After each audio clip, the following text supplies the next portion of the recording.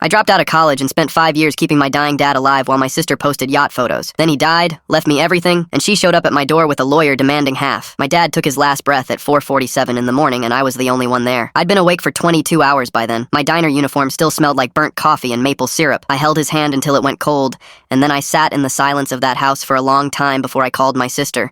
She picked up on the third ring. "Okay," she said when I told her. "Send me the funeral details." That was it. No tears, no "I'm coming." Just, okay, let me back up. 5 years ago, I was 19, 2 weeks into college, and about to start my dream job at a top tech company through a competitive high school program. I'd worked obsessively for that opportunity. Then Dad got his diagnosis, terminal cancer, maybe 5 years if we were lucky. My sister Alyssa was 27, earning 6 figures at a marketing firm, and actively saving up for, I want to be precise here, a yacht, an actual yacht. When I called her after we got the news, she was quiet for a moment, and then said, "I can't put my life on hold for this. I've finally earned my freedom." She said she wouldn't help financially either because caregivers were expensive, and it would set back her savings. I quit the job before I started. I withdrew from college. Everyone thought I was losing my mind, but Dad had raised us alone after Mom died. He worked double shifts for years just to make sure we didn't feel the weight of any of it. There was no version of reality where I didn't show up for him. I found work at a 24-hour diner, night shifts so I could be with him during the day. My life became this brutal loop. 4 hours of sleep, mornings helping him with medication and breakfast, afternoons at appointments, nights serving drunk strangers until dawn. On my breaks, I'd step outside and call the house just to hear his voice. The hardest part wasn't the exhaustion. It was watching him ask about Alyssa. "Has she called?" he'd say, trying to sound casual like it didn't matter. I always told him she was busy with work. She didn't visit once in 5 years. Not for his birthday, not for Christmas, not even when the doctor told us he had weeks left. Her Instagram, though. Bali, Greece, rooftop bars, yacht parties. Once Dad caught a glimpse of one of her posts on my phone by accident. He just stared at it for a long time and didn't say anything. That moment hollowed me out more than anything else in those 5 years. She didn't come to the funeral either. Texted the day before, work conference in Miami. That night, I watched her Instagram story from a beach club while I was paying the last of the $8,000 funeral bill on a credit card, having already sold my laptop and phone to cover the rest. Then came the will reading. I showed up in my diner uniform, straight from a shift. Alyssa arrived in designer clothes, visibly irritated about the 2-hour drive. Dad left me the house, his vintage car collection,